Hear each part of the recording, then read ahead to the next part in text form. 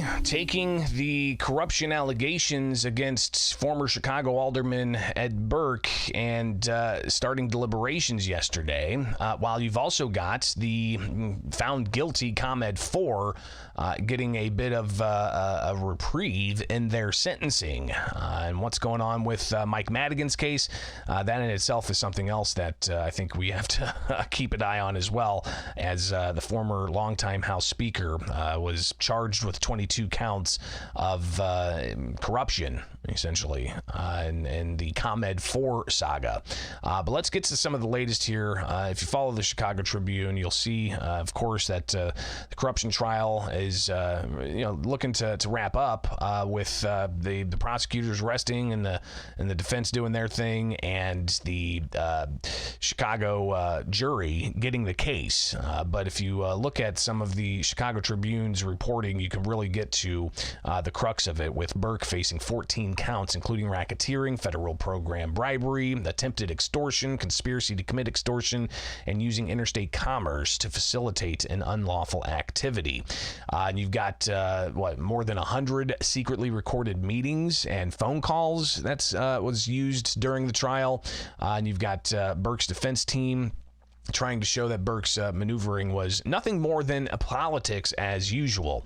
So again, that's just the crux of it, right? And those are some of the typical things we see in corruption cases, where somebody says, "Oh, this is just kind of how business was done," and even all the way back to Rod Blagojevich and the corruption convictions that he had. But just as in Rod Blagojevich's situation, while he was his sentence was commuted by former President Donald Trump before leaving office, you've got the former Illinois governor who actually got some reprieve, though not much on his sentence, after a U.S. Supreme Court case dealing with what is and what is not considered corruption. We can go down that rabbit hole sometime, but what that ultimately does is it leads into the idea of what's going on now for the ComEd 4. And if you recall, I remember I was actually taking vacation days in the summer of COVID. It was 2020, and I was in this very room doing some renovation and painting and drywall work and the like, and I remember getting a text that former Illinois House Speaker Michael Madigan is public official A in documents about an agreement of ComEd getting an agreement with the feds, saying that they did indeed have a corrupt relationship with leading members of the Illinois legislature, and in particular the Illinois House Speaker at that time. So that dropped, and everybody's like, whoa, okay, so who's public official A? It clearly says it's the Illinois House Speaker. Well, that's one person, and it's been that one person for like 35 years or whatever. That's Michael Madigan. So there was a lot of speculation that Madigan would ultimately be charged, but it didn't come about. And even during that, you had members of the House set up a special investigative committee to delve into this. And that committee, while it was bipartisan, it was chaired by the Illinois House representative at that time, State Representative Chris Welch. The Democrats on that committee were not helpful in Republicans trying to get access to information. But even then, it was Thanksgiving of 2020, I believe, whenever you had the documents, emails with even more information about our friend Mike Madigan, and communications that Madigan confidant Mike McLean was having with ComEd officials. And the entire scheme is that Madigan allegedly used his public office as House Speaker to have benefits for himself and his friends through ComEd contracts and the like. So that's the ultimate allegation, right? This allegation of corruption. So you had one former ComEd official, Fidel Marquez, plead guilty, and then you had several other ComEd officials charged in the case, and Mike McLean as well charged in the case. So 4 people, part of the ComEd 4, pleading not guilty. They went through a trial earlier this year, and a jury found them guilty. And so that's where that case ultimately landed. But back to Madigan, before he was charged officially, all this cloud of him being public official A, May, all throughout the last part of 2020. Then we had the 2020 election, and then Madigan comes in on 2021, and the Illinois House, with all that specter of corruption and the possibility that Madigan could be charged, they decided to pick a new House Speaker, and it just so happened to be the guy who led the committee, Special Investigative Committee, that didn't allow for, the subpoenas or things along those lines to get at the crux of whether or not Madigan was involved in all of this.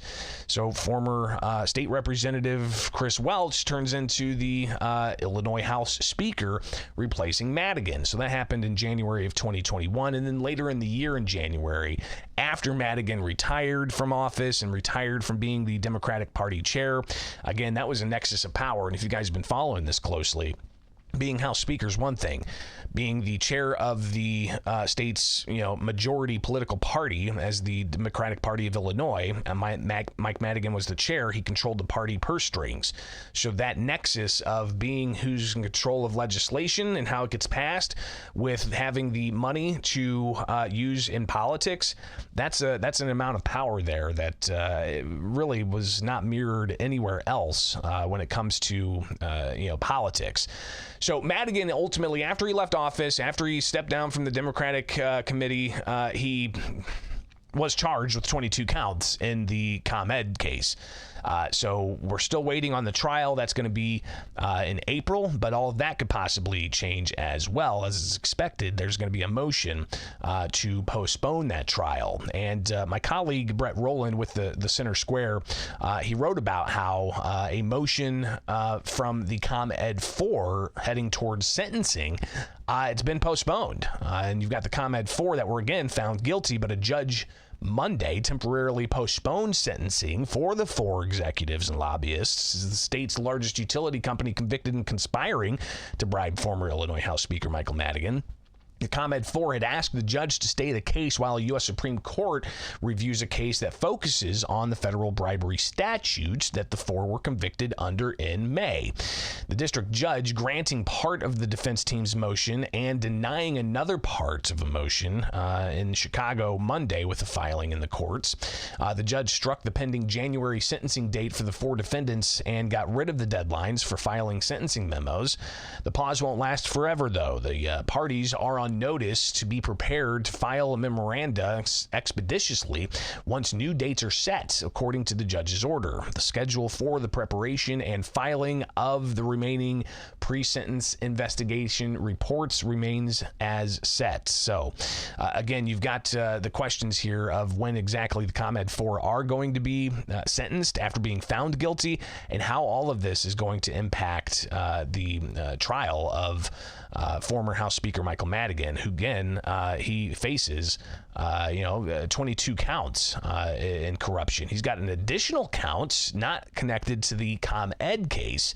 He's got an additional count that involves AT&T with similar allegations. So what's interesting is, while this is, again, I do this on my own free time here, hanging out with you guys every morning and just breaking down some things. But being on the ground at the Capitol, there's not really, at the state Capitol here in Springfield, there's not really been a concerted effort to specifically address what happened in this case and changing state laws, state ethics laws, allowing for, prosecutors to have more leeway to go after local corruption, or maybe allowing for the legislative inspector general, which is an supposed to be independent inspector who can take complaints and go investigate whether or not a legislator is acting improperly. Do they have enough independence? Do they have the ability to subpoena? Can they get to the bottom of these things before you have even federal charges and investigations finish up? Because sometimes federal investigations can take a long time. What they had with the ComEd 4 was, they say it was nearly a decade long of this activity that was happening. So these federal investigations can take some time, but an inspector general, if they were given more anonymity, could, and that's the argument that Republicans are pushing. They say that if an inspector general has that autonomy economy, then they can really get to the crux of these things faster. So, the saga of corruption and alleged corruption at the Illinois Statehouse definitely continues. Republicans complaining that it's not been addressed by the majority Democrats. Now, I know, different states where Republicans are in charge, there's allegations of corruption there. In states like Illinois, where Democrats are in charge, there's allegations of corruption among Democrats. But so it's obvious that it's not necessarily a isolated thing for a particular political party. It seems to be, parties in power end up, for some reason, facing similar types of corruption allegations at some point. Not always, but in some cases. So, again, we'll be watching this and see exactly where all this lands, but that's just some of the latest here when it comes to the allegations of corruption and where we stand on all of that. So we'll be tracking that as well.